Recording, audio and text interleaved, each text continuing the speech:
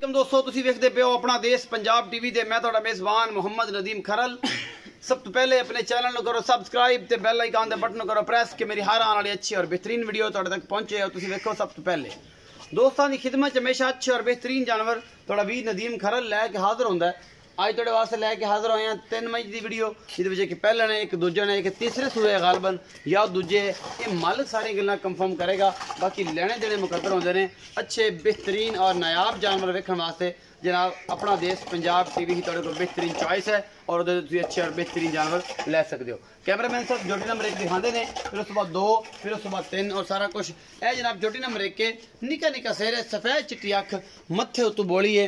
ये जोटी पहले ने माशाल्लाह बड़े कद्दां दी है, हामिल जोटी है, बहुत बड़ा कद है।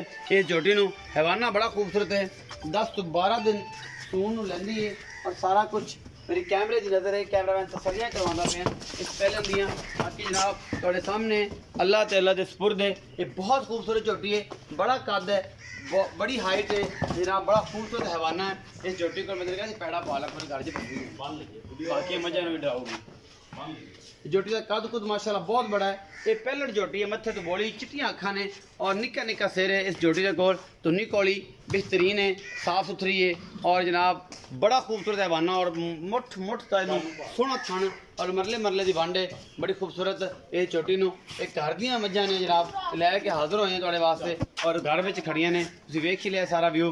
कैमरामैन तसल्लियां करवांदा पे। इस जोटी के कैमरामैन से तसल्ली करा लो एक दफ़ा कि साथ डोडा इंशाल्लाह चक देना है और जनाब पूरी खूबसूरत यदि लुक है हवाने की तुसीं वेखदे पे जे। और कैमरामैन तसल्ली करा रहा है कम से कम को 10 दिन लै जाएगी अजे, क्योंकि माशाल्लाह बड़ी वड्डी बाडी दी हामल है जोटी है पहलन और बड़ी खूबसूरत है अल्लाह दे हुक्म दे नाल। बाकी सारा कुछ तुहाडे सामने है। कैमरामैन तसल्लियां कराए आ जेडे डब्बे दिसी ना दस्से छप्पर दे ने।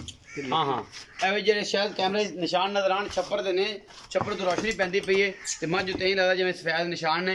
ये सिर्फ निशान छप्पर दी वजह तो आ रहे ने, छप्पर तो जीतां पैंदियां ने ते जीतां दी वजह तो उत्ते निशान आई जनाब पता नहीं मैं दा रंग डब खड़बा है ये जा कोई चक्कर नहीं है। ये जोटी पहले बड़ी खूबसूरत है लैके हाजिर होए जी। ये जोटी नंबर 1 होगी जी। जोटी नंबर 2 वखाओ। इन्हें दोवां दा मुल इकट्ठा करता है मालक या बाहर अलग अलग करता है, ये सारा कुछ मालक दसेगा। यह जोटी नंबर 2 है जी।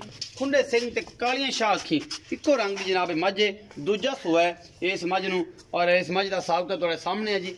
ये भी कोई 10 दिन लैंदी है, 12 दिन लै जाएगी या 5 दिन लै जाएगी, मालक दसेगा। माशाल्लाह बड़ा खूबसूरत हैवाना है, मुठ मुठ का इन्हों थन लग्या होया लाटो रंगा और बड़ी ही आला क्वालिटी का ये जनाब पीस है। अपना देश पंजाब टीवी की जिन्नत है, दूजा सूआ ये सुनती है, ये किन्ने दिन लैंदी है ये मालक दसेगा। बड़ी खूबसूरत है, बड़ी वड्डी मझ है तुहाडे सामने, ये भी लैके हाजिर होए हैं अल्लाह के खास फजल। मझां जड़ियां ने दुध दियां नहरां ने जी माशाल्लाह और तुहाडे सामने कोई चीज़ ना कैमरामैन ने छड्डी है। बरीक इन्नी है कि माशाल्लाह हड्डियां ढाकां खुड्डा पुट्ठा मैनू बड़ा और बड़ी खूबसूरत अल्लाह के खास फजल दे नाल बहुत ही अला क्वालिटी का पीस है। अपना देश पंजाब टीवी की जिन्नत है माशाल्लाह, बड़ी सोहनी वंड है, बड़ा खूबसूरत थन लग्या होया और यही कुछ होंदा है जी। होर कोई नवीं चीज़ ने पाई नहीं जाती ते भाई इस्लाम नूं लैने सद उन्होंने लैने पुछ कि हाँ बेलिया इन्हां दा की हिसाब किताब। आ जाओ इस्लाम भाई। अस्सलाम वालेकुम। वालेकुम सलाम। इस्लाम भाई की हाल चाल? ठीक ठाक शुक्र। ठीक हो, तबीयत से ठीक है? ठीक। अच्छा इस्लाम भाई ए जोटी नंबर 1 दिखाई सी पहले जी पहलन ए दूजणा जी, सज्जे पासे पहलन ते खब्बे पासे दूजण जी। इन्हां दोवां दा मुल इकट्ठा करना है या अड अड करना है? मुल इकट्ठा ही भाजी इकट्ठा करोगे जी। अच्छा ये जेडी पहलना ए किन्ने दिन लैंदी है? ये भाजी तकरीबन 10 दिन कटदी जी, 10 दिन कट दी ते 8 दिन वो लेंदी दूजन 8 दिन लैंदी 8 दिन लेंदी एक मतलब घर दियां ने जी घर। अच्छा ये दसो भाई इस्लाम के इन्हां दा की हिसाब किताब है? ए 8 दिन कट दी है जी, ते ए 10 दिन कट 10 दिन कट दी पहलन जी। ये दोवां दा लाड प्यार वाला की मुल है? भाजी लाड प्यार वाला ना मुल कराओ 6 लाख 5.5 लाख फाइनल। यार ही ना कर मुल कराओ तो 6 मुल कराओ 5.5 मुल कराओ तो 6 फाइनल 5.5 5.5 लाख मुल तुसी कर रहे जी। ਇਹਦੇ ਵਿੱਚੋਂ ਕੋਈ ਲਾੜ ਪਿਆਰ थोड़ा बहुत हो जाएगा? हाँ, लाड़ प्यार हो जाएगा जी जी। 5.5 लाख ਵਿੱਚੋਂ लाड़ प्यार हो जाएगा जी जी। बाकी जनाब इन दोवां मझां दा मतलब 2,75,000 ਦੇ भाव ने जी। ए झोटी भी ए मझ भी जी। 2,75,000 मुੱਲ है। बाकी जनाब लाड़ प्यार ਵਿੱਚੋਂ हो जाएगा थोड़ा बहुत। अच्छा जी मैं नंबर 3 दिखा रहा जी। ए जी मैं नंबर 3 ने ये दातरी सिंगी है, खुला सिर है दा, अखां चिट्टियां ने इस मैं नूं। बाकी जनाब तुहाडे सामने हर चीज़ मेरा कैमरामैन तसल्ली करवा रहा है, लेने देने मुकद्दर ने। ये मैं तीसरे सूए दी है या ये दूजे सूए दी है? ये इस्लाम भी दसेंगे लेकिन सुबह चुप गई है। आजा चुपन तो बाद ये मझ दा हवाना माशाल्लाह बड़ी खूबसूरत लुक दे रहा है। इस्लाम भी सीधा